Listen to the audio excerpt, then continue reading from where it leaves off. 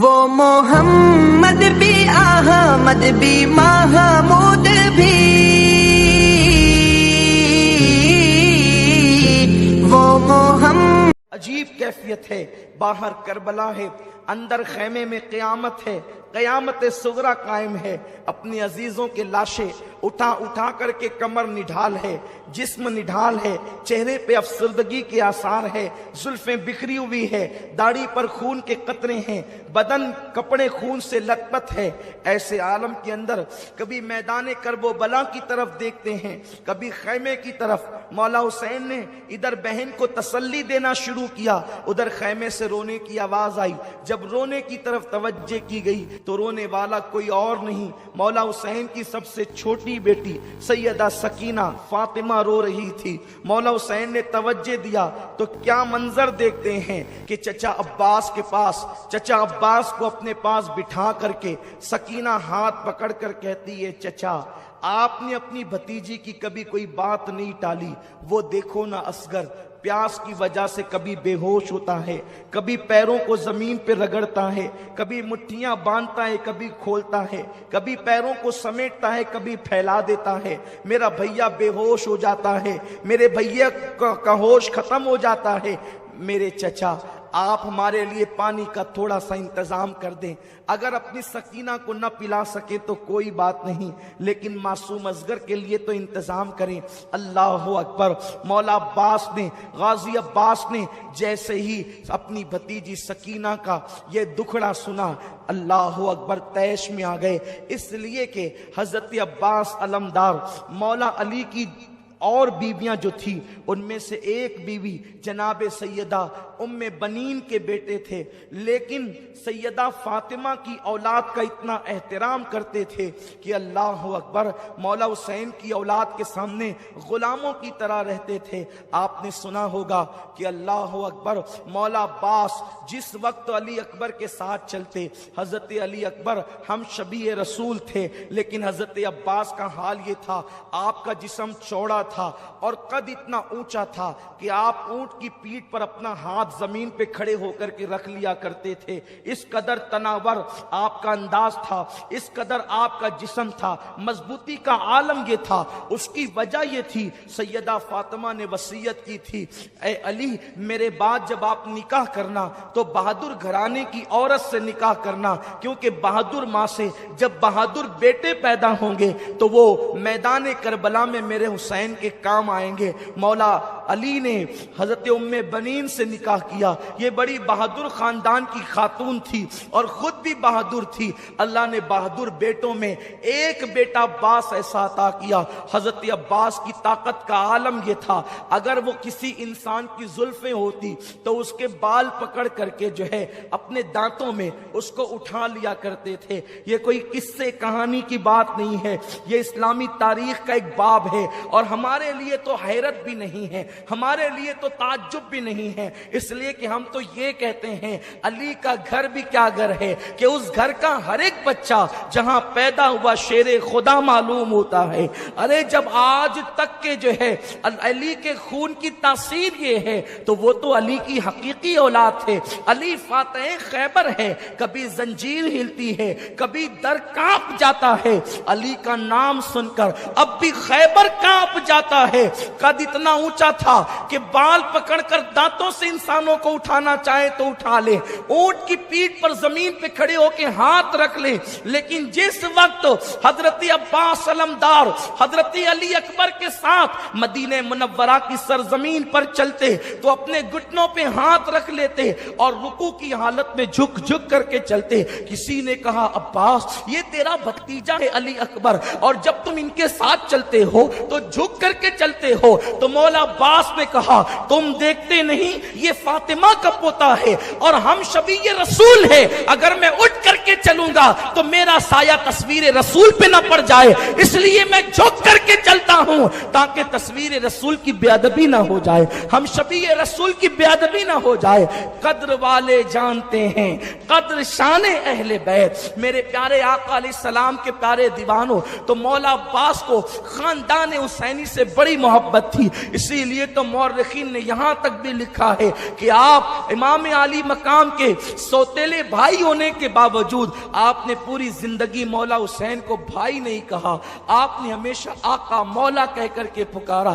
مولا عباس جو ہے، غازی عباس، جب سکینہ کی آہیں سنتے ہیں، اللہ اکبر، جس کو اپنے بھائیوں سے زیادہ، حقیقی بھائیوں سے زیادہ مولا حسین سے پیار تھا، مولا حسین کی آل سے پیار تھا، آپ نے مشکیزہ کندھے پہ ڈالا، کہا سکینہ آج بھی تیرا چچا عباس، جب تیری کوئی بات زندگی میں نہ کٹی تو آج بھی تیرا چچا عباس تیری بات کٹنے نہیں دے گا۔ اور اس کے بعد مولا عباس جو ہے، اللہ اکبر، گھوڑے پر سوار ہوتے ہیں اور علی کا لاڈلا، علی کا شیر گھوڑے پر بیٹھ کر کے جب جیسے ہی آگے بڑھنا چاہتا ہے، مولا حسین غازی عباس کی لگام روک لیتے ہیں۔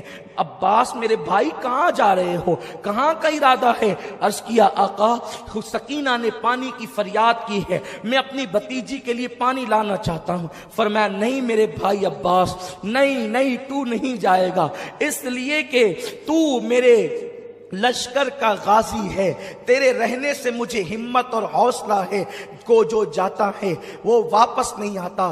غازی عباس نے کہا آقا حسین میں سب کچھ برداشت کر سکتا ہوں، اپنی بھتیجی کی فریاد کو ٹال نہیں سکتا، آپ مجھ سے امتحان نہ لے میرے آقا، میری شہزادی کے شہزادے امتحان نہ لے، میری آقا زادی کے شہزادے امتحان نہ لے، مجھے جانے دے۔ اس کے بعد مولا حسین نے جو ہے لگام گھوڑے کی چھوڑی ہے اور عباس نے ایڑ لگائی ہے۔ اللہ اکبر، غازی عباس جب چلے ہیں، اللہ اکبر، وہاں فرات کے کنارے پر پہلے دن تو 500 کا پہرا تھا، لیکن جب جنگ شروع ہو گئی تو تقریباً 2000 سپاہ کو وہاں پر کھڑا کر دیا گیا تھا۔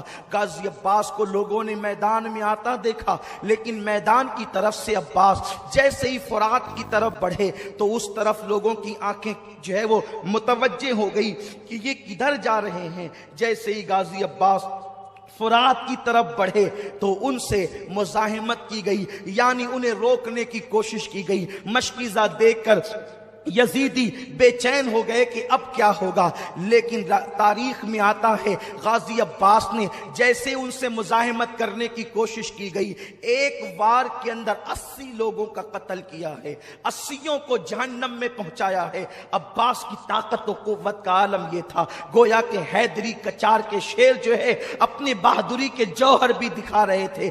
3 دن کے پیاسے ہیں اور یہ حال ہے، اگر پیاسے نہ ہوتے تو یزیدیوں کے چھکے چھڑا دیتے، یا پھر اگر پیاس کے باوجود بھی وعدہ وفا کرنا نہ ہوتا اور جانے بچانے پر آتے تو اللہ اکبر اپنی تلواروں کے اشارے سے زمین پلٹ دیتے، لیکن وہاں تو وعدہ نبھانا تھا، وہاں تو وعدہ وفا کرنا تھا۔ غازی عباس ان سے لڑتے لڑتے جب اپنے گھوڑے کو لے کر فرات کے اندر پہنچے، یعنی گھوڑے کے 2 پیر فرات کے اندر تھے، دریائے فرات کے اندر، اور 2 پیر باہر تھے، آپ نے جیسے ہی گھوڑے کو کہا ذرا تو پانی پی لے۔ اللہ اکبر، یہ وہ روایتیں ہیں جو محتاط مورخین کی لکھی ہوئی ہے، اور لیکن ایک بات یاد رکھیں، ہم عشق کے بندے ہیں، کیوں بات بڑھائی ہے، سر سوے روضہ جھکا پھر تجھ کو کیا، دل تا ساجد یزیدیا پھر تجھ کو کیا، دل تا ساجد یزیدیا پھر تجھ کو کیا۔ اللہ اکبر، مولا غازی عباس نے جیسے گھوڑے کو کہا کہ تو پانی پی، ادھر گھوڑے کو کہتے ہیں اور فرات کے کنارے پر پیر ڈال کر کے کھڑے ہو جاتے ہیں۔ چلو میں پانی لیا، سوچا پہلے میں پی لوں تاکہ مشکیزے کا پانی وہاں خالی نہ ہو، اتنا پانی بچے گا تو اور کام آئے گا۔ لیکن جیسے ہی پانی چلو میں لیا، سکینہ کی صورت یاد آئی، معصوم اصغر کی پیاس یاد آئی، پانی کو چھوڑ دیا اور کہا کہ میرے بھتیجے اور بھتیجی پیاسی ہو، اور عباس پی لے پانی، پانی چھوڑا۔ گھوڑے کو کہا تو کیوں نہیں پیتا؟ گھوڑا گردن کی جھرجھری دیتا ہے اور گویا کہ اعلان کرتا ہے عباس گھوڑا ہوں، جانور ہوں، لیکن میرے دل میں اہل بیت کی محبت ہے، نبی کی آل پیاسی ہے تو ہم کیا پانی پیے. اللہ اکبر. مولا غازی عباس نے مشکیزہ بھرا، پیٹ پہ ڈالا اور پلٹے، لیکن ان نامردوں میں ہمت نہ تھی کہ عباس کے ساتھ مقابلہ کرتے. ایک بار میں 80 کو جہنم رسید کرتے جب دیکھا تو ہر ایک کو جان پیاری ہوتی ہے، مزاحمت نہ کی. یہ پیٹ پر مشکیزہ ڈال کر کے چلے. شمر لعین شقی ابن سعد کی آواز آئی، خبردار، عباس کو چاروں طرف سے گھیر لیا جائے. اگر عباس یہ پانی لے کر خیمے آل رسول میں پہنچ گئے تو تم میں سے کوئی ایک بھی بچ کر نہیں جائے گا. تمہاری عورتیں بیوہ ہوگی، تمہارے بچے یتیم ہوں گے. جیسے یہ آواز پہنچی چاروں طرف سے عباس کو گھیر لیا گیا. حضرت عباس جنگ کرتے رہے اور یوں لگتا تھا جیسے خیبر کی تاریخ دہرائی جا رہی ہے. ایک طرف ہاتھ چلتا ہے تو گاجر مولیوں کی طرح یزیدیوں کے سر کٹ کٹ کے گرتے ہیں، لیکن ایک بدبخت نے پیچھے سے آ کر اس نامرد نے جو ہے وہ حضرت عباس کے دائیں ہاتھ پہ وار کیا. اللہ اکبر. عباس کا ایک بازو کٹ کر کے زمین پر گرا.